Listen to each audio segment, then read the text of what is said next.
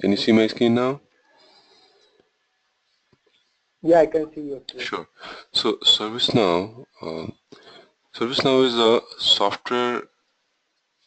software platform that supports IT service management and automates common business processes.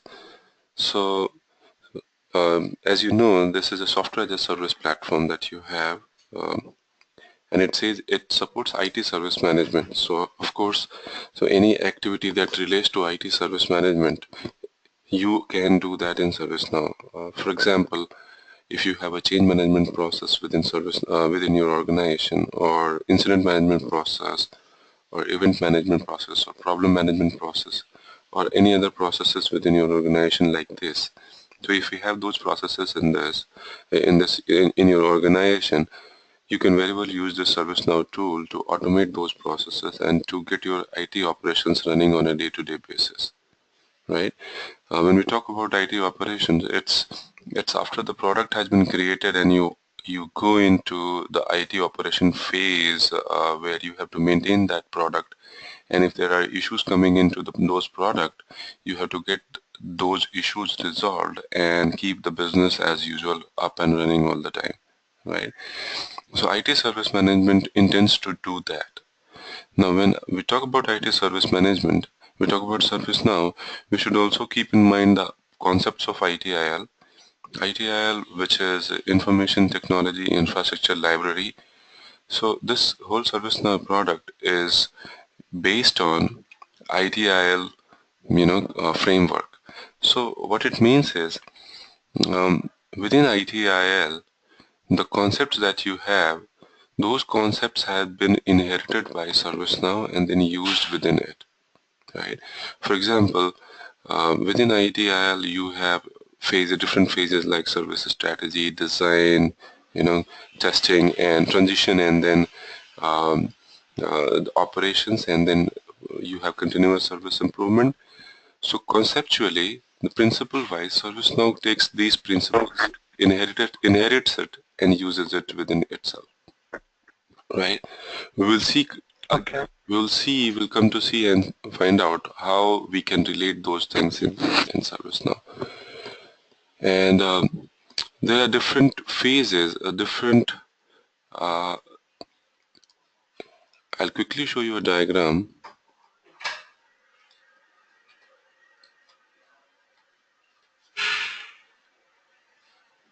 Can you see this diagram? Yeah, I can see that. Right. So if you can see this diagram shows you different phases of ITIL and different products that can be related into that phase. For example, service strategy, which is the initial phase of ITIL. Within service strategy, you actually try to create your own product strategy or strategy for launch of the product or stuff like that. You plan how to build that product, etc. And that orange bar that you see here, the orange block here, that contains service portfolio, project portfolio, and financial management, right? So which signifies that within this service strategy phase, what you have to do is you have to focus on how to create your service portfolio. Then you have to focus on project portfolio. Project portfolio means how many projects will be there in the portfolio that you are going to serve. And then you have to take care of financial management, meaning for planning these products that you have in place, when you are starting to plan these products, where do you get the financials from, right? How do you manage your financials? Because Correct. there is money involved. You have to get that money involved. You have to get the planning done for that money involved into it, right? So strategy-wise, service strategy-wide, these three products will be there in place, which will decide how to design your whole service portfolio or project portfolio, right? We'll slightly touch base on each of these topics and then we'll move forward. Within service So design, this, yeah, go ahead. no, no, this is like service transition is a service now transition or is in general ITIL transition This we is are this talking is about. this is ITIL terminology, and we're talking about ITIL transition. But these applications that you see here, like change, release, testing, project, knowledge, So you can correlate, these are the activities that developer or tester would be doing when the product is getting launched, right? Before getting launched, before getting the product into operations, these are the phases, these are the steps that you do, right? Okay. Okay. To launch a feature, you have to get change requests created and then follow the change management life cycle. Then to release that feature, you must have release management process. Then you have testing and validation process. Then you have project management processes used by different project managers within organization. When you move features into production environment, you also keep the knowledge management in place, so that the knowledge that you have Okay. gathered using that change management um, or any other process is stored somewhere, so that anybody can refer to that knowledge base created by somebody in future as well, right? So you have the knowledge management process. And then you have the CMDB, which is the centralized data point for all of these activities that you do in the service transition or in service design, right? So this is like single source of database and truth. This is a single source of data that you have here. You can refer and get information about all your assets, all your networks, data centers, desktop, mobiles, or any application that you're working on, right? So that's Okay. CMDB, Mm-hmm. right? Within service design, once you decided the service strategy, you decided the service portfolio and you did financials. Now you would focus on how do we get the materials we need to build the stuff, the product, right? So you will take care of supply management here. You'll ensure the availability management, meaning the supply that you need to get that product right built. How do you make those supplies available all the time, right? Because the availability is a concern. If you are building something, you need those raw materials for the product continuously at your desk, right? Because before, uh, if you do not have the material available, you cannot work on that. So that's availability management is much more than that what I'm talking about. But to summarize in layman language, that's about how you do that. Availability management is to make sure that things that you need is available all the time you need it, right? Then you have Okay. service level management. Then you have service catalog. Service catalog will show you what items are on offer within your organization. What is that you are actually going to offer to your clients, right? This also relates to shopping carts and different items that you can purchase to bring that and help your users within your organization and stuff like that, right? And then in service operation, you can see different things that you will be utilizing, starting from asset management. So asset management is, um, let's assume that you work for uh, any company like Visa, right? You work for Visa, and the day you joined it, somebody from the IT team requested a PC for you, right? So PC is an asset for you. PC is an asset for Mm-hmm. organization. So if a PC has to be ordered, or a peripheral has to be ordered, or a software has to be ordered, or anything related to your desk or your chairs has to be ordered, all these are assets, right?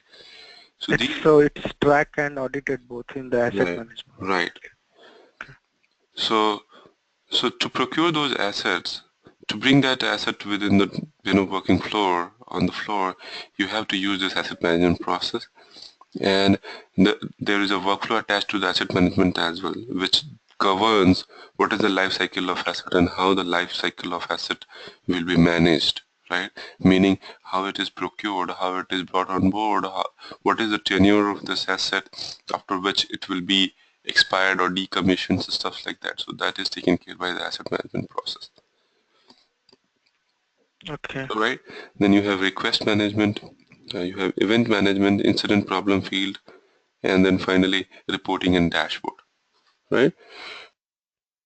So these are the Okay. different areas and different products that you can directly correlate to with ITIL and ServiceNow, right?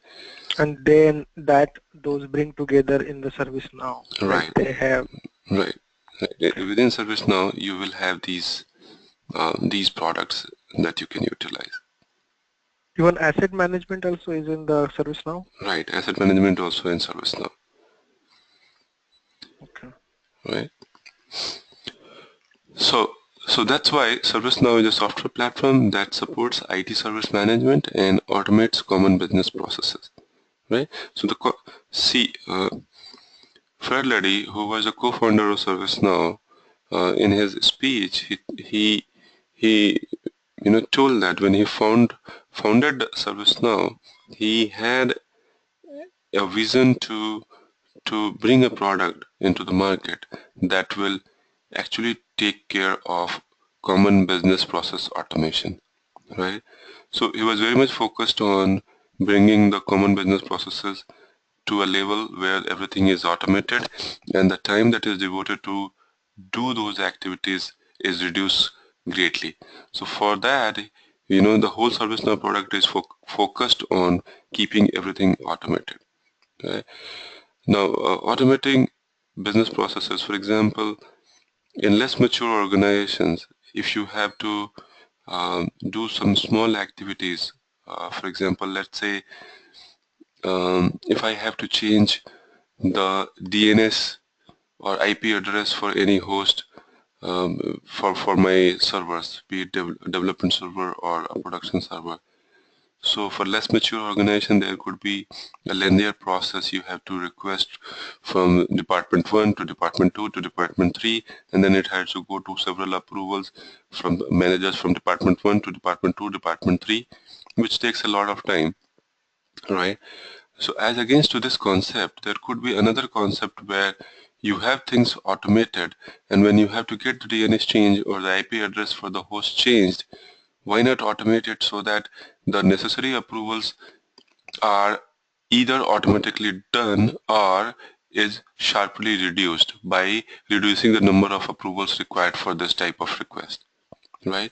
So if you are able to do that, you are able to cut short the timing which is required to process that request of changing the DNS or changing the IP address of any host, so stuff like that. So that's why automation is the key, because it takes out the burden of a lot of activities that you do on a day-to-day basis, right? So Okay, ServiceNow yeah. focuses on automating those stuffs as well. Now the next bullet that I have, So yeah, yeah, so ServiceNow, I mean, I'm hoping like we have developed other than the ITSM services, we have developed few other services like event management within the organization. right. That's a one service. Then e-confidential certificate to be signed, e-sign basically, if somebody onboards on a project. Okay, Mm-hmm. Mm-hmm. so these are like or up giving access to some application, you know. Mm-hmm. Mm-hmm. So these are the common business processes basically. Uh, so what I'm asking is, so ServiceNow pretty much is working on, I mean currently working on each and every different kind of domain, like what I would say CRM, healthcare, insurance, you know, other than ITSM. Is it it is used only as a ITSM tool, or it is using people right now in a different domain? See, Basically, that's the question. yeah, yeah. I'll answer your question. See, the focus of ServiceNow is ITSM for sure, right? Now, when you're talking about Okay. using it as a CRM, yes, it is a CRM. It is a IT ERP. You can say that it is a ERP for IT processes, IT organization, because it manages all your IT related resources. So it does resource planning for all IT related stuffs within your organization. So this is for sure an ERP for you, right? This can also be treated as a CRM because it does all it takes to build a CRM, right? Now, coming to your point of healthcare, see, there are no application to my knowledge within ServiceNow that does healthcare management for you, but it doesn't stop you to build application within ServiceNow which can help you do healthcare management, right? Because Okay. it gives you a platform to build custom applications. It gives you a platform to build interfaced applications to any third-party application outside ServiceNow. It gives you a platform Okay. to build workflows that can support those kind of applications. So yes, healthcare is not healthcare or insurance is not within ServiceNow that I can know, and it is not available. But healthcare organizations or insurance organizations are actively using it. They are bringing their own custom applications within ServiceNow. Okay. Right. Yeah. So that's why it is a platform. See, the good thing about ServiceNow is when they gave you an IT service management product, they just didn't give you the IT service management product. They gave you a complete platform so that you can build your custom applications on this one, right? So this is a smart way of doing this stuff, and actually they are reducing your cost of ownership for these applications and processes. How? Okay. The cost is reduced because by having uh, a defined number of licenses that you have, you can now build your own applications and put that on ServiceNow instance, right? So using those Mm. licenses that you already have, you can also put your custom applications on ServiceNow, right? So that gets bundled and included into your package, your license. You can put that on ServiceNow and use it. So obviously there's a cost factor. Plus you have a lesser number of technologies to chase. If you bring your applications on ServiceNow, all the resources that you will be needing will be the specialists from ServiceNow. So it reduces the resource cost for you from the project management perspective, right? Okay. Okay. Okay. Just one more question, but it's not very much related to this, but it is like people, I see the people develops connector to the service now. It could be any connector, like editor is a plugin, right? Mm. So all those plugin, those people developed in some different language and they plugged in here, or they use ServiceNow as a platform. They develop within the ServiceNow as a as a one plugin, and they connect it. How they usually do it? So usually these are built-in applications in ServiceNow, and then it Okay. will be, see, ServiceNow has also a marketplace where you can sell your ServiceNow components, or you can build and distribute it for free. So there is a ServiceNow marketplace. So just in case you build, like you're talking about the connectors or you're talking about applications or plugins. So if you have built some application within ServiceNow that you think can be greatly used by other users, you can launch those applications that you have built on ServiceNow marketplace, right? And then Which is ServiceNow Share you're talking about. right, sure. So ServiceNow Share. Okay. You can also sell Okay. your products on ServiceNow Share. Right? Okay. I don't know what is the process to get that done, but for sure, if you want Hmm. to, you can check that out on Share. Yeah. So Yeah. usually these Okay. are distributed by means of applications. So you create the applications, get that QA QC, and Within then the ServiceNow, right? right, Within the ServiceNow. right, Okay. And then you can. Okay. right. Mhm. Now the platform provides you integrated solution for what it does. Top level, it does you asset and configuration, which helps you in identifying and monitoring IT service assets and their relationships. Yeah. It enables you doing planning and policy, means defining IT strategies and managing projects. It helps you do IT services, which is deliver IT services and support to business users, IT operations, track and manage IT resources and systems, and non-IT services, automate business processes outside of IT, like you talked about healthcare or insurance, right? So Hmm. all these can be done within ServiceNow, right? Okay. So we can use as a BPM product also, Right, basically. right. Okay. A small slide on supported browsers. So all modern browsers that you'd be using is supported by ServiceNow. I mean, ServiceNow can be run on all these Mhm. modern browsers, right? Okay. Now, ServiceNow user interface. So user interface will not be identical to all users, right? It will be dependent on the roles that you have, and accordingly you will see different user interfaces.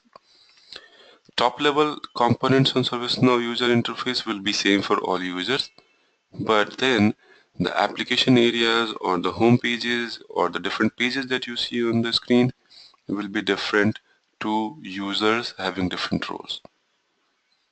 Okay. Is it clear? For example, if it is an end user, he will see a lesser amount of information on the screen than the ITIL user, right? And the system administrator will be having the superset of all the components or features available on the screen, and he can use it. You know, everything that is available in ServiceNow, the system administrator can be able to view it, right? So, so for the end user, let's say I'm an administrator, okay, and I wanted to create a small suite for one end user, which has service catalog, incident, and change management, asset management. You know, these are the three different applications or four different applications I created basically for one end user, right? Mm-hmm. So, so once I created, how I offer that to end user? I mean, he just have to. I mean, what I will say is like, okay, for this application, I will configure that XYZ role or end user role, and then I will add that person into that role. So you know, I said, okay, for this the role, you know, authentication will be done on this role, and then he will able to see these four applications. So that is the only thing we have to do, or we have to you know, do like a .NET stuff or a Java stuff where we have to, you know, what you call, what we do a DLL, and then we put on some server as a DLL, and then user, we give an endpoint to the user where like on the IIS server and he access the site. That is something we have to do, or we just give a role and then on the service now he will able to access that application. No DLL is required to do that. So DLL concept, Okay. let's keep it aside. All you need to do is Okay. to bind the user to appropriate role and permissions that you Okay. have given for that application. That's it. That's it, right? So if the Okay. user is given that permission, that authentication, that role, then he can see that Hmm. application. If not, he cannot see that application. That too has different clauses. For example, if you give a read write to the user will only have the read writes to that application. If you give read write rights to the user, that user can have read write access as well, right? So different kind of access rules can be created, and then you can associate roles, different roles to different applications, and then you can see how you want to organize, how you want to permit different users the access to the applications. We'll see that. Okay. Yeah, that's fine. Yeah. Okay. All right. Let me quickly go here. Can you see my browser? No, I see the slide only, ServiceNow user interface. All right. Hang on.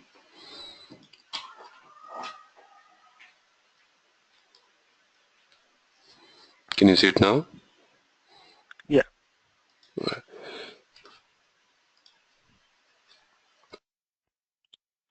Yeah, it's good that you use that Helsinki version because I'm using the same one. All right.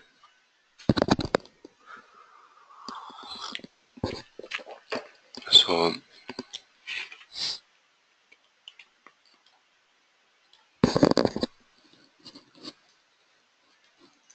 this is my instance.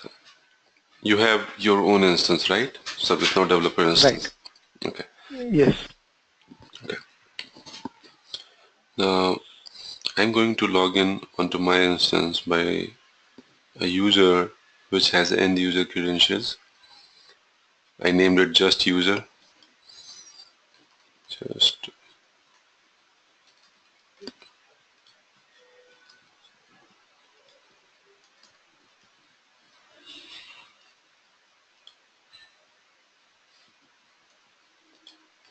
looks like I forgot the password.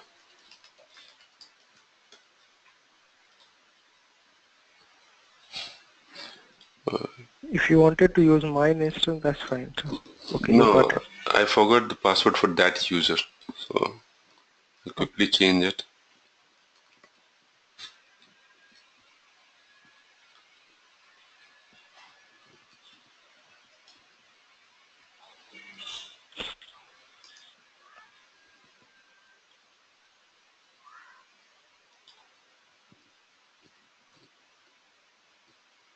Uh, that user is into a different instance, so I'll take one more minute and go to the other instance I have. So we can have multiple instances, right? Why not? So I use two email IDs to register on developer.servicenow.com, Mm-hmm. and each of those instances have one instance ID for me, one instance for me. So, Okay.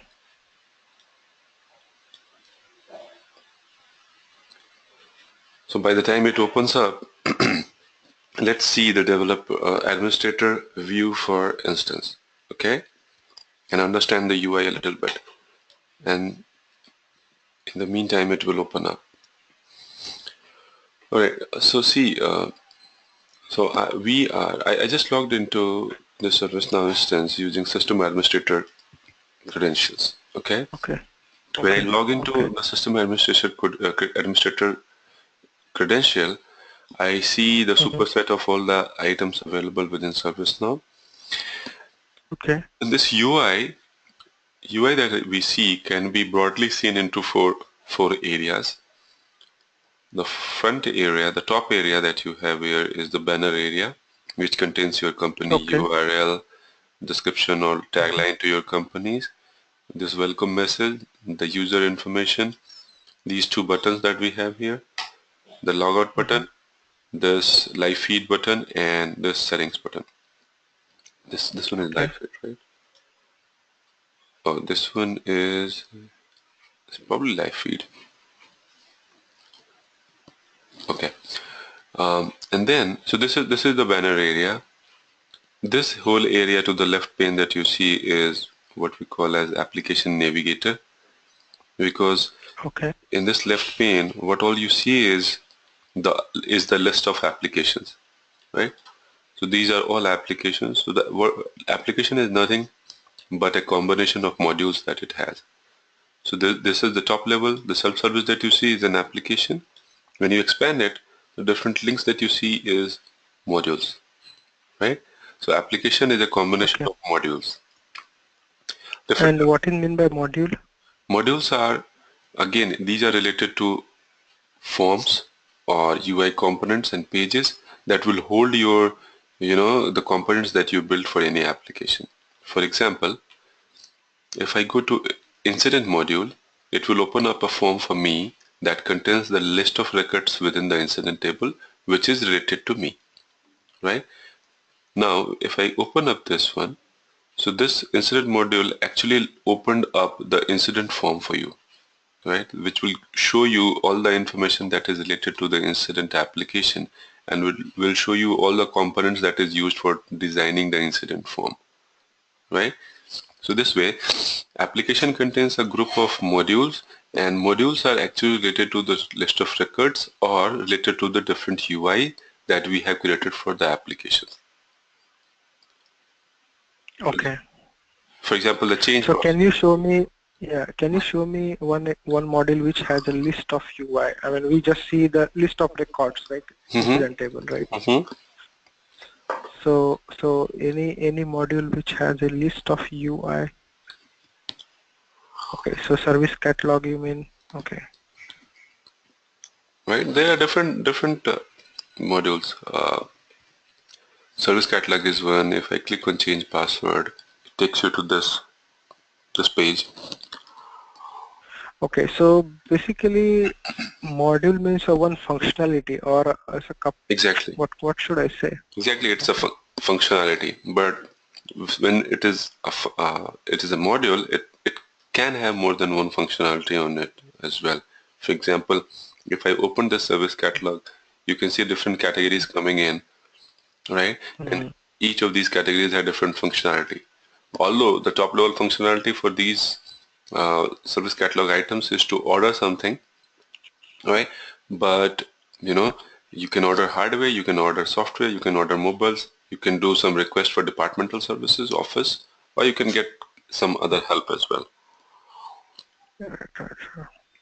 Okay? We are going to learn, Rahul, all these blocks, how we are going to add, how we are going to customize, Of course. basically one use case where we should have our banner page of our company, and then we have, like a small catalog, and then we design our company homepage, Yeah. that kind of thing we are going to see. Yep. Okay, Yep. All right. So we talked about the banner. We talked about the application navigator. correct, correct. Did you notice this bar? This is known as Yeah, this is the new one, right, in this instance, I guess, I right. mean, in this version. This is edge. We call it edge, right? Okay. So this edge contains stuff like toggle navigator on. So this is navigator. So if you want to toggle on off, you can do that, Okay. right? List and form view. If you open up, it will show you different information areas. The list and form view area here. I usually don't use it. Then tag documents. It will show you different documents that are tagged, right? Stuff like this. And then it will show you all bookmarks. So if you have bookmarks created within your instance, it will show you that. Then you have home, Okay. and you can edit bookmarks as well. So different bookmarks. So this edge is a combination of bookmarks or flyout windows. So this window that you see, you can call it Mhm. as flyout window. Yeah, Okay. right. Mhm. So this edge, you will be most probably using it as one application navigator, right? To navigate from one area to another area, you'll be using it, this edge that you have here, right? So the banner area, the application navigator, the edge, and then the rest, the fourth one is the content pane, the content area, right? So whatever Okay. the Okay. operation that you do on these areas like application navigator, if you do some operation, um, the output of that operation that you do in the application navigator will open up in this content area, right? See, training feedback, you can see this UI coming up, right? So if you click on home page, it will take you to the content pane area where you get the home page for that user using which you have logged in, using credentials that you have used to log in, right? So stuff like that you will see here. So this whole UI, whole screen can be divided into four major components. The first one is banner, edge, application navigator, content pane. Now within the banner area, you can see different other components coming in. This one is the user information. If you click on this, it will show you your profile information, right? If you click on the username here, it will show you the user profile information. You can change your email ID, Right. Yeah. Hmm. right? The other button is the impersonation button. Impersonation is a good feature available to administrators only, and this is to impersonate yourself as a different user. For example, Hmm. Hmm. let's say I am the administrator and Mahesh is a user within my system, and Mahesh is facing some issues on the incident application, right? He created an incident and that incident came to me for resolution, and now I have to see what are the issues that he is facing, right? So there are two ways to it. Either I ask him to provide information on the steps to reproduce, send me screenshots, etc., or I can go and see on his screen what is happening there, right? But to have a real feel of what is happening to Mahesh, you can use this impersonation feature where you can hit on this one and mask yourself as that user. For example, if Fred Leddy is the user who is having issues and I want to see what is that Fred Leddy is seeing, so I can impersonate myself as Fred Leddy, and the screen that I'll be seeing could be different could be different, and that will appear accordingly, according to the roles that Fred Luddy has. Right? For example, So, so, so it means, yeah, I understand. So it means you are indirectly using somebody's credentials to look at the service now. you are not using credentials, you are bypassing it, because if you are using credentials, that will be a violation, Mm-hmm. security violation. You are not doing that. As an administrator, you are bypassing it, and yet you are able to see how the user is able to see the screen. So how do we bypass? Like we have the same kind of issue, right? You know, user calls us and say that, okay, I don't see any module particularly on my home page basically. Mm, And then that person we authenticate to our application using the LDAP, right? mm, So our if it is not a LDAP issue, then basically how we roll out a particular module based on the region, like you are from basically India, right? So I said, okay, we are going to roll out this service only for India. So mm, I will impersonate myself as an Indian person, okay? mm, mm, I mean, my location will be somewhere in India, and then I would say, okay, so what are the applications I able to see in India? If I'm able to see as a, you know, for that location, that particular thing, then that other person should able to see. That's how we do it.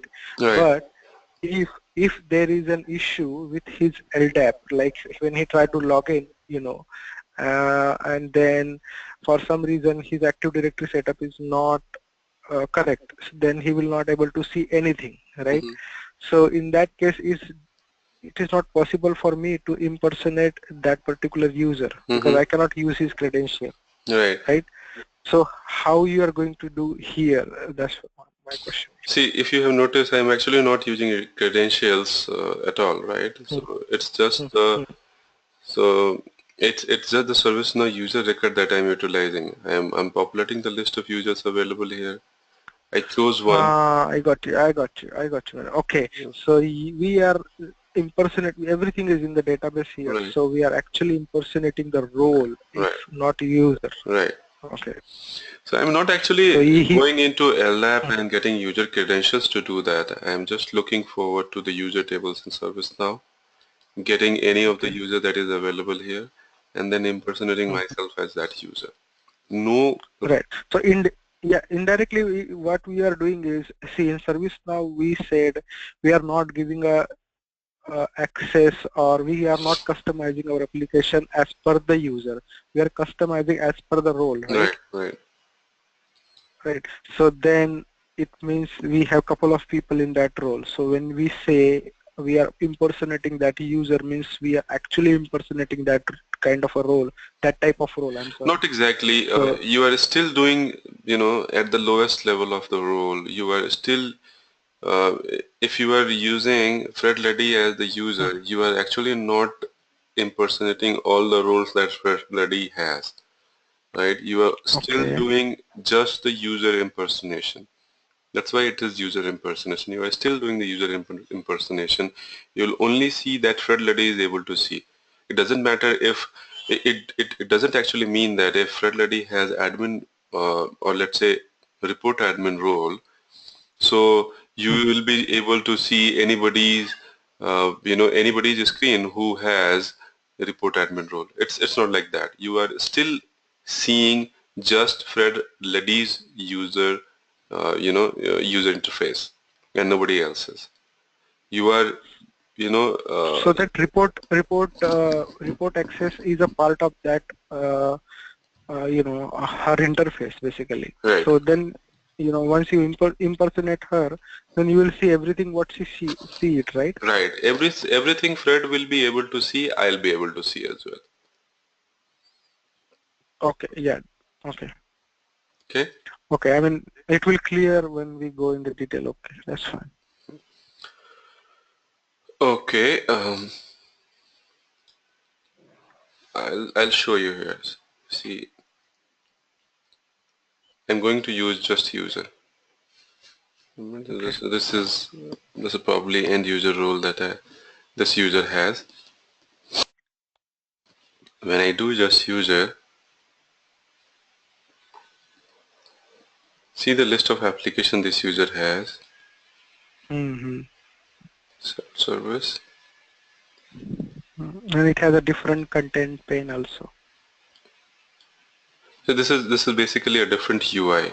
This is UI what ServiceNow calls as UI 16.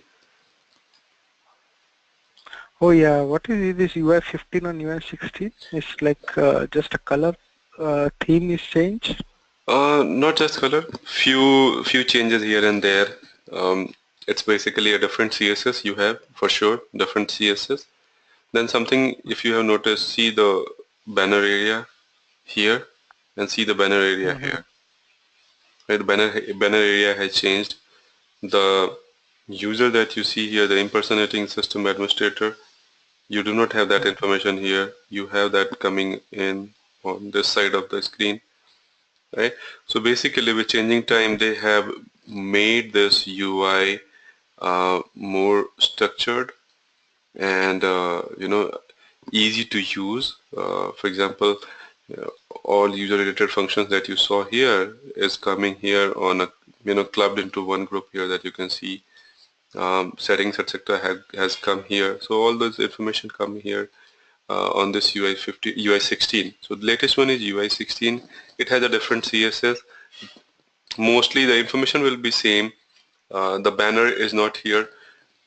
You see the edge is not here in UI 16. However, UI 15 we Mm-hmm. had this edge. I think this edge thing can be customized in UI 16 as well. I haven't tried to do that. But we can try to find out if we can customize that edge for UI 16 as well. So stuff like that. I Okay. I read that as a user you can customize your own homepage. Is that true? That's true. For example, if I do not want to see this knowledge search area here, Mhm. if I want to see it somewhere here, I can customize that, Okay. right? I can, But then whatever the widgets you have available that you can customize within the page basically. yeah, but if you have appropriate rights, you can create your own widgets as well by hitting on this add content or doing this plus button. Plus button is to create a new page. So that is again dependent on what roles you have, right? If you are able to, if you have that role, appropriate role to create this widget, you can create that. Okay. It's hung. And as an end user, you are supposed to only use the information whatever provided you as a end user. I mean, you cannot create your own service, right? Yeah, you cannot create services or applications as an end user. You will be on the user side of it, right? You can use it. Okay. For example, Okay. That's fair. these are the basic tasks that end user can perform. For example, self-service. Self-service is an application that is so see this end user. It's a service catalog basically. Yeah, so this end user gets to see the self-service and collaborate, right? If I expand So what is collaborate, mean by collaborate? Okay. Connect this, chat. Okay. yeah, Action icon. this is a chatting feature, for example. Hmm.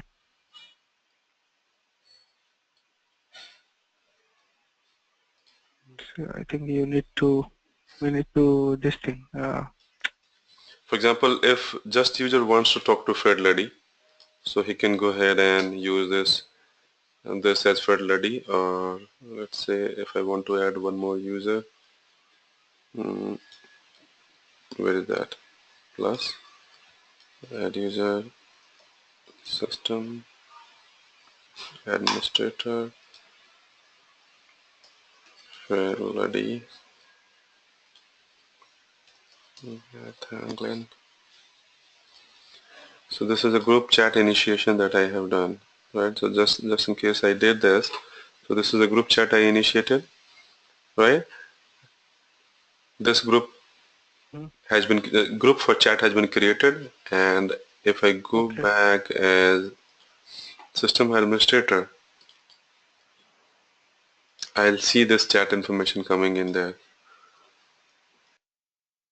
So this basically helps you out in um, For example, if you are working with different cross-functional teams and you want to you want to get a status of what is what is the status on any requested item, etc., stuff like that. So you can do a chat with people involved in real time and get the information out from them. So you will get this chat window. You can talk to the person responsible, in real time and get the feed, information for that request or change request or incident or any other item you are working on. Okay. Um, Yeah. Yeah. Got you. so Yeah. it's a collaboration feature. So whatever I type in as system administrator is visible to just user as well here, and along with to Fred Luddy and Beth Angelin who were included into Yeah. that Right. group. So that's a Right. collaborate feature that we have. Um, Mm. So apart from that, the user had self-service. Within self-service, you have different modules which will be the basic operations, basic facilities available to any end user. For example, this home page lists out all the information that is required for any homepage user, any user, end user, right? So it will show you the knowledge search. Of course, the end user will be concerned with the knowledge articles if he wants to get certain information from some. For example, if the person wants human resources related information, he can go ahead and use human resources and search the articles on human resource items. If you want to do activities like create a new enhancement, report a defect, report an issue, use the scan we help you category and use all the items available within it to request or report anything that you are working on. Um, this is top request is out of the box report created that will give you, you know, all the top requests that you have made. For example, uh, this access, whatever it is on the top of the list. So this is being requested by many users, so that's why it is on the top list here. Stuff like that. My incident by state, it will show you all the incident that you have created. It shows me that I have created one incident that is listed here. My open incident, the incident that I created and which is in open state will be listed out here. If I click on this, it will open up the incident form and it will show more details to the incident that I have created. My requested item will show you any asset information that I have requested. For example, this RITM 1006 and 1001, these are the two requested items that I requested for myself or for somebody else. And this shows me the stage of this requested item into this workflow here as well. It shows me that the waiting for approval stage has been cleared and it is now into fulfillment stage. So it could be into the procurement phase.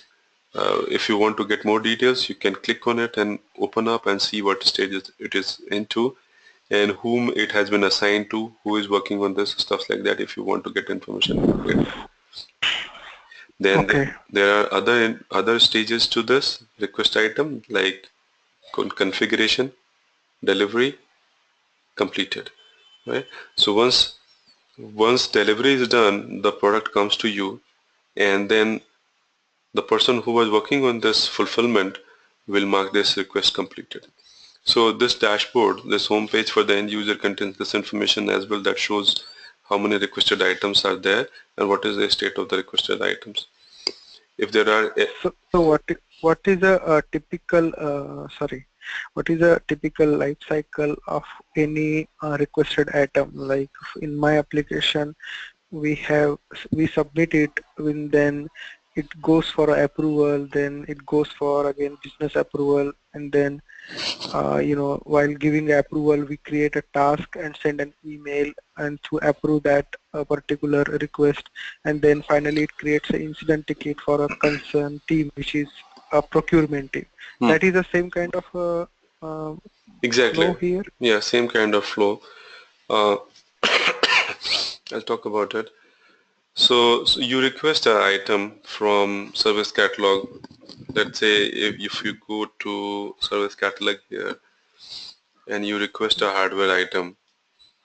So, and this is not a hard and fast rule for every organization, but yes, the basic flow is um, you request the item from here, and as the moment you request the item, the workflow associated to the service catalog will be kicked out.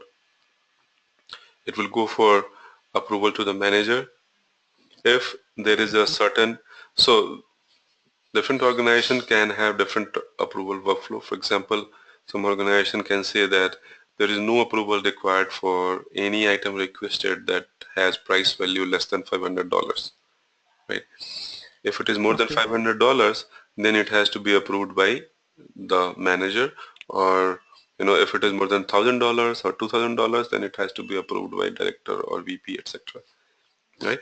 So it totally depends what type of approval flow you have within your organization. Now, let's assume that you requested this hardware, this developer laptop. Now it goes to your manager for approval. Manager approves it. Then it goes to the procurement team, right? Procurement team will find out within the inventory. It will go ahead and check if the information, if the hardware is available in the stock room, right? Because this laptop could be available in my inventory, in my stock room within the organization, because we keep as a procurement team member, we keep procuring items and keeping in our stock rooms, because we never know, on a daily basis users are onboarded within the organization, and then they have to be given different laptops, etc. So I'll check if this item is available within my stock room or not. If it is it is available within my stock room, I'll check if it is not allocated to somebody else. If it is not allocated to somebody else, I can pick this one and I can start configuring this. I can actually go ahead and allocate this for the person who requested it, right? So I'll allocate this for that person. Then it will go into the configuration stage where either me, either I can configure it or somebody else can be assigned to configure this laptop according to the user's requirement of the user who requested it, right? When a configuration is done, it will be handed out to the user who requested it, in this case me. When you hand it over to to the user, um, the workflow completes actually. But the moment you allocate this hardware to the user, before doing that, you keep a record of this hardware into the asset inventory. So you have the asset tables, you have the CMDB table. CMDB is configured. From the CMDB, we use the configuration item table where this item will be recorded.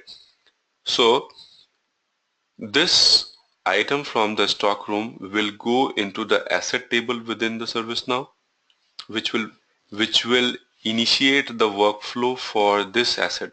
For example, this laptop has a lifetime for 3 years, right? So the day I hand it over to the user, we will start assuming that this laptop will be retired on 3 years from now, right? So that information has to be kept into the asset table. That information is also kept into the configuration item table, and these two tables are kept in sync. For different reasons we'll be talking about later why we do have to keep these information in sync, but we have to do that. So when you allocate these assets, you allocate this information into the asset table, you put that into the configuration management table. Within the asset table, you put the price information as well, you put the assignment details as well. Then you can also associate different other properties to this asset. For example, what are the softwares that are going to be installed on this PC? So the software entitlement can be done either on user's name, for example, my name, or can be done on the name of the asset itself. For example, this PC name. So the asset that was stored into the asset table will have a certain asset ID, and the asset name can be associated to different software entitlements, softwares which is to be installed on this asset. And then the asset management team will be keeping track of this asset throughout its life cycle. right? If the warranty for this product has to be expired next year, then the asset management will take care of renewing the warranties as and when needed and stuff like that. Everything comes from the automated process. Information will be retrieved by the asset management team and they'll take care of all these activities. So this is So, yeah. mhm, mhm. Yeah, no, go ahead. Sorry. So this is a flow of maintaining any asset. You request one item, get that approved, look into the stock room if it is available. If it is not, request a procurement request. Procurement request will go to the vendor. It will open up an expense line. It will open up a request line, and it will also open up a fulfillment line, which is the line items for request, procurement, and received. Meaning when you receive the item from the vendor, so all these information will be stored. Now, each asset that you store, you will have to put the pricing details of this asset. You will have to factor in the depreciation value of these assets because depreciation for the assets will be calculated on a daily basis. For example, today this asset is costing me $1,000, but tomorrow it can cost me $990 only because there is a depreciation factor attached to it, right? So all these information will be stored. So once the procurement request is created, procurement is fulfilled, you get the asset within your custody. Mhm. You can either put it into stock room depending upon the requirement. Um, if the user requested it for today, you have to hand it over to the user today itself. If the user has requested it for, let's say, 5 days from now, you can keep this into the stock room, and on the fifth day from now, you will hand it over to the user, right? So this is a So, typical cycle. Yeah, go okay, ahead. so this process flow you said, so this is something we have to convert in a workflow. This is what a typical use case basically for any type of, for any organization. Exactly. Yeah, Uh, exactly. But okay. but the asset management application, the out of the box application that you have within ServiceNow, it has it all. Mhm. It has this So flow. you mean if I request some, okay, so if I request some item, so it automatically has its own workflow which will trigger it, and it will update the asset table automatically. That's what you're saying? Not automatically. You have to create asset records into it. See, what I'm saying is you have this asset management application created already, which has a workflow attached to it, which is the out of the box Okay. workflow, meaning pre-built workflow by ServiceNow. Now, each organization will not be able to keep the exact same workflow within its own organization. The organization might need to change the workflow a little bit. For example, um, let's assume that ServiceNow gives you any asset by having two approvals, but within your organization you might require three approvals: approval from your manager, approval from director, approval from your VP as well, right? So if you have to get an extra approval, you can tweak that workflow, add an extra approval flow into the workflow, and then change this workflow and publish your application, right? But if you are not doing that, if you are just accepting the process flow that ServiceNow has provided to you, you can use this application. You do not have to play with the workflow at all. Use this application, use the different features available into it, create the asset record into the asset table. For example, go into the asset application, and then you have to create that asset record by hitting on this new button. And then you have to choose what asset type you are actually going to create a record for. For example, this hardware, you choose this hardware, associate the model and model category and the product model that you have chosen, create the asset tag. When you choose these information, for example, I chose, So this is my inventory basically for my company. right. So for example, I chose X server. So Yeah, go I'm ahead. building this inventory manually, you're saying? Let's say I have like five, 50. No, let me interrupt you. See, inventory is not maintaining manually. See, if you see, when I hit on this model category,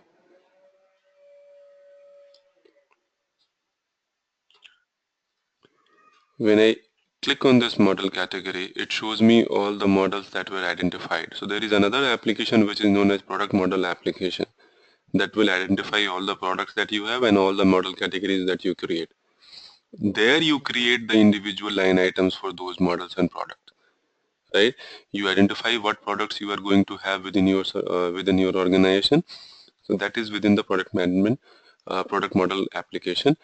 But here what you are doing is, you know that within your organization you will have a number of servers. You will have Unix server, you will have Linux server. Now for what team you work, Anand? What is the team name for your organization? What team you are into?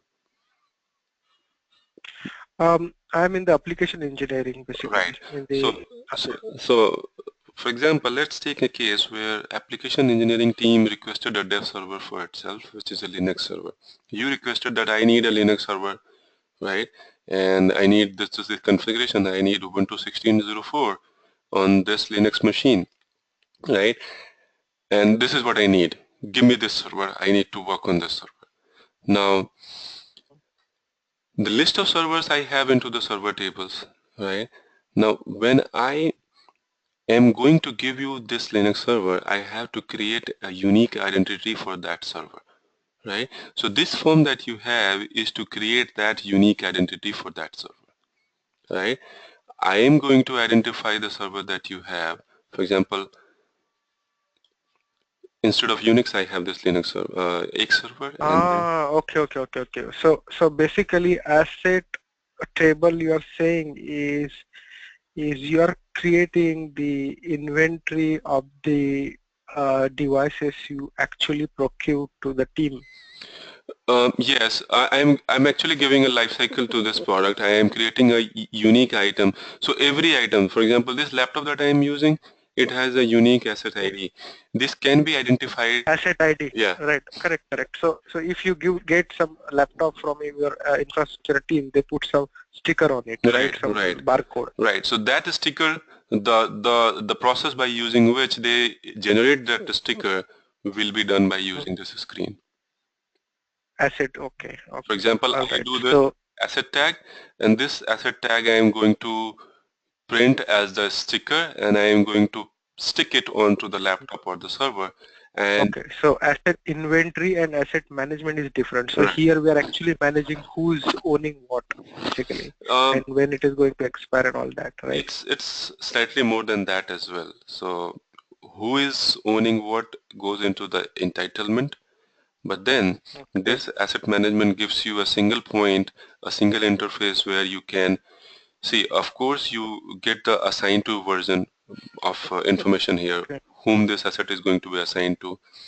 Now, from the asset management Okay. perspective, I am also taking care of the Who is the financial. financial? Okay. Who is responsible for? Who is taking care of the expenses? Okay. Right. So Mm. I can see the cost associated to that asset, the financial of it. I am going to put the general ledger account number. I am going to put the cost center information. For example, you are from the application engineering, so the cost center for this asset will be application engineering team here, right? I am going to choose application engineering. So this means that any cost incurred on this asset will be charged under head of application engineering team, right? So this goes into the budget of the application engineering team. So that's why I say this form that you have here is slightly more than just user entitlement of the hardware or software, right? This also talks about the It touches the different aspects. right. Correct. Okay. It also talks about disposal of the asset, meaning when do you want to dispose this? When is this server or hardware going to be retired? And when it is going to be retired, what is the disposal reason? For example, I can type in retired. After the retirement, who is going to be benefited for this? So I can sell this out to the vendor company, which is box.inc, for example. I, I sold it back to box.inc, right? And I sold it back for a resale price of, let's say, $100, right? And I hope this is this form we can customize though, right? If you Right, right. want to increase one more tab or one more field on that form, we can do that, Exactly, right? exactly. You can do that. So this takes care of disposal, this takes care of depreciation value, this takes care of contracts or warranty information, right? It takes care of entitlements, takes care of all the software entitlements or hardware entitlement if you have any, and activities is just activity information that you have. And So it has its own workflow also, you're saying, right? exactly. This form? So if I go into workflow, it must have.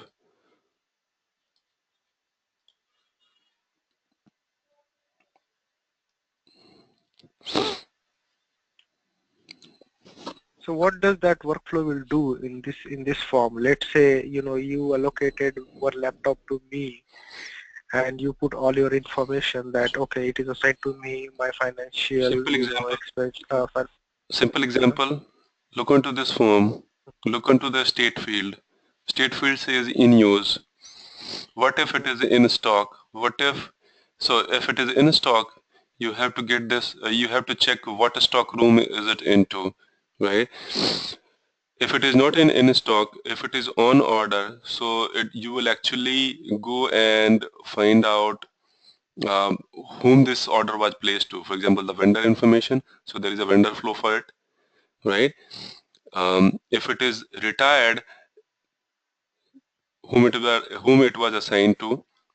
If the state changes from in stock to in transit to in use, if there is any change into this in this state value, it will call for a workflow change into the into the workflow application for Mhm. asset as well, right?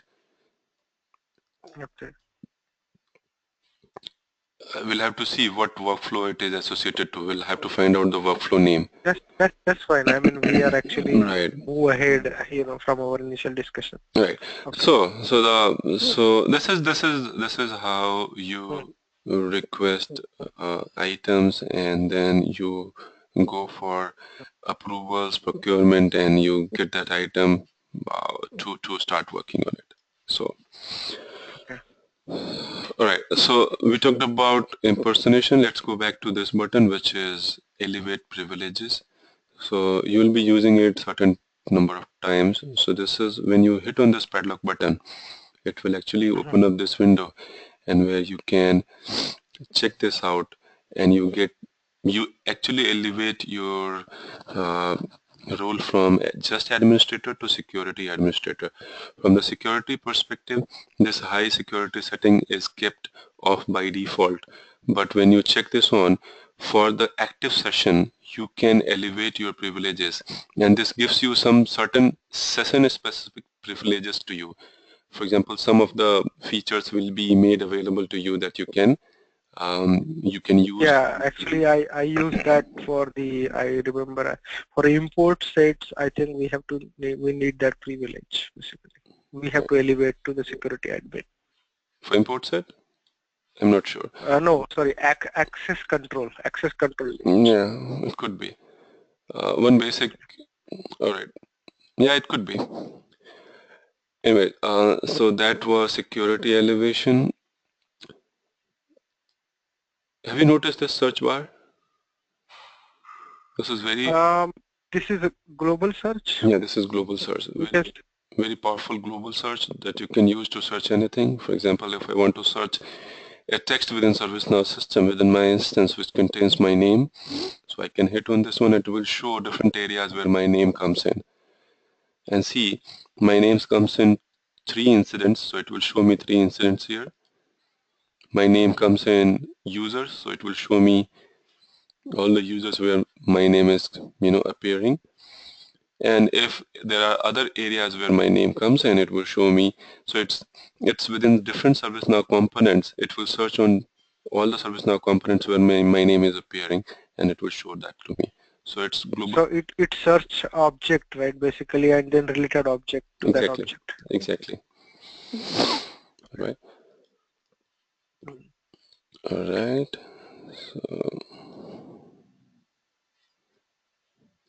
Rahul, I mean, I maybe I'm asking a question because I have, exposed to this tool in a different Mhm. bits, so I may be deviate you from your process flow, whatever your flow is. So No you problem. please, We'll come back to it. uh, yeah, okay. All right.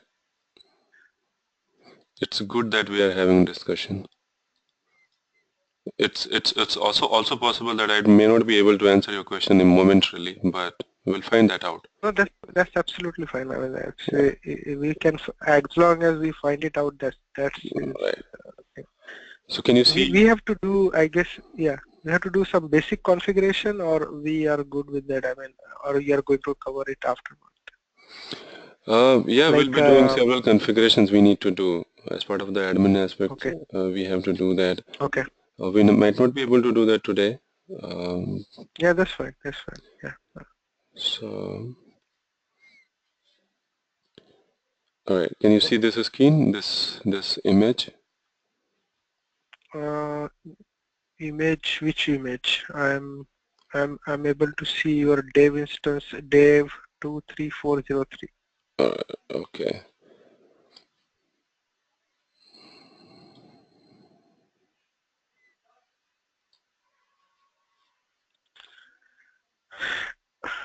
Okay, now I'm able to see your PPT. Homepage, right? Yeah, not homepage, the service now, the slide number 3. Okay. All right. So this is what we talked about: the content area, navigation, edge, and banner. Banners. Okay. Let's move to end user homepage. So the end user homepage will just look like this. We just saw Okay. it. We'll go to ITIL user homepage. So when we go to ITIL user homepage, this user will slightly have, it will have slightly more applications into the application navigator, and it will. Rahul, can you explain the ITIL user, what exactly they are differentiated, because we don't have that role in our system. So what is they are different than system admin and end user? See, these I'll explain it. These are the users that will be able to, you know, create basic incidents, change requests, etc. So these are the uh, process users who will be doing these process, Okay, okay.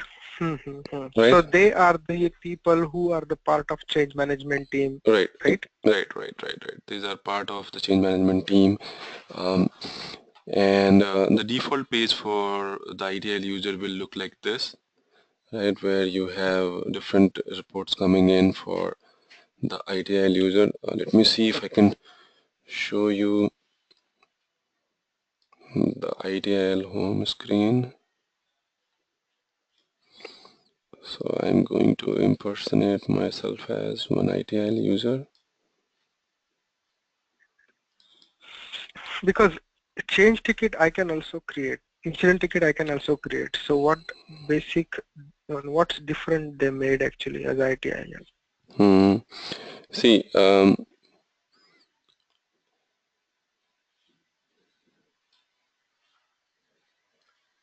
other application areas, so it's not just self-service. You get the service desk, you get the incident problem change applications as part of the ITIL. To define it, let me quickly get the ITIL user role definition from wiki. So it's basically slightly more than the end user and slightly less than the administrator, and it's part of the change management. It's part of the IT service management process. So it has different reports coming in. It can be part of your um, approval processes. This is the role that you can.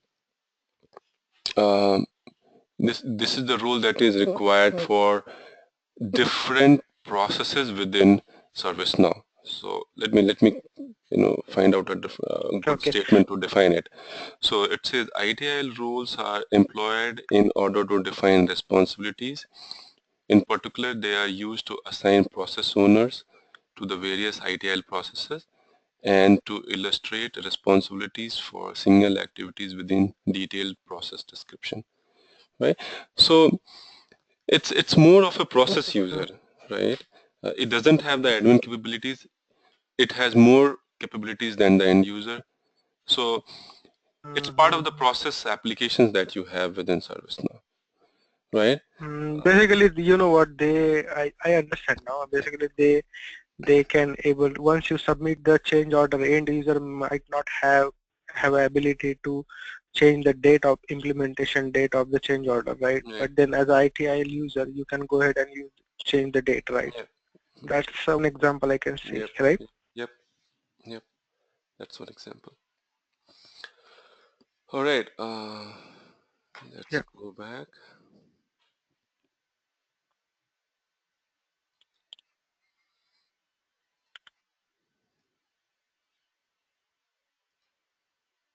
I'm going back to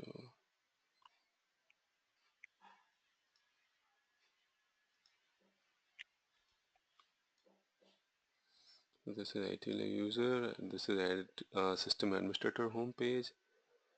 Applications and searches we did.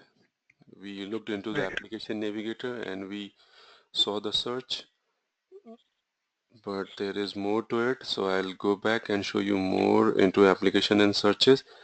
See, we did the global search here, right? We Right. did the application navigator search here. Now if I Right. go into, let's say if I go into change application here, I hit on this change application and I go into all, I still have a different search option available here. Search on the list of records that I have. So for example, if I want to search a change number which is change 11, so I'm going to search it here and I hit this number, it will bring to me uh, sorry, I searched on the short description field, so I have to search on the field of number and I'm going to search this. When I search this, it will bring the single record to me which has the change number, this one 11, right? So you have one search feature available in the content pane area for the list of records that you have. You can use this list of record to search all these items here. Now when you do this searching, for example, I am searching on the field of number. You see that? I put this search here and you see this all link here. When I search, when I hit this enter button here, this all changes to from all you are looking for number equals change 11. Mm, So you are getting this breadcrumb like of stuff here which shows what you are mm, actually doing, right? mm. If I go back to all and I'm going to search on short description, where the short description contains a text which is known as upgrade. So see what it does. It gives me two records and the description changes to all, and within all you are looking for short description contains upgrade, right? So this kind of filters you can apply, this kind of search you can apply here and find out the relevant records that you are looking for. Now apart from that, you have this filter button, right? So you can apply multiple Okay. level of filters. Hit on this filter, you can Mm, apply multiple level of filters now. Let it mm. open up. Yeah. For example, if you want to search on short description contains, and let me find out a word which is available in more than one request. So I'm going to put database into it, and I'm also going to do active is true. So meaning I'm going to find out all active change requests where the short description contains database. Now when I run it, see the filter has changed to all, and within all you are searching for short description contains database, and within that subset that you get, you are also looking for active equal true, right? So it has actually given me 5 records out of all the 72 records that were available in the database, and it is showing me that all these requests, change requests, are um, Mm-hmm. active That is ones. the advanced search we are doing basically. Right. Now there is one more thing that attached to it. You are doing advanced search, you are applying the filters here. Now when you are to do programming and you want to Mm-hmm. apply those filters, how do you do that? So there is one copy query function available. When you do right click here and you do copy query, if you paste it here, can you see my notepad? No. No? Alright, so let me I guess you have multiple screen or two screen. Yeah, Maybe you are let, sharing one. Okay. it will come in a moment. Let me quickly do that. So I copied that text from here and I am pasting it here. So this is the qualified search string. This is the filter string that I have, and I can use this string within the coding to find out relevant records, right? Because I Okay. did search on short description where short description was like database, and then I appended another level of filter which is active equals true. So when you do programming, you have to apply this filter to get that set of record from the database, right? So that comes from the searching. So different types of searching that you have. We did global search, we did application search, we are doing the record level search here in the list of records, and then you have multi-level filters available here to find out more relevant searches within the list of records that you have, right? So Okay. these are the searches within ServiceNow. We'll be using more searches, more types of searches coming in our next classes. I think I'll have to wrap it now for today. Um, Okay. tomorrow, No problem. tomorrow, what we'll be doing is we'll We'll talk, talk about the customization of the page, right? yeah, we'll talk about self-service application. We'll talk about service catalog, and we'll Mm, start doing user administration. Uh, mm, impersonating we have done already. We'll look into groups. We'll look into group mm. administration, roles, role delegation, company administration, department administration, and then if time permits, we'll start looking into tables and columns as well. And side by side, we can also see how to customize your instances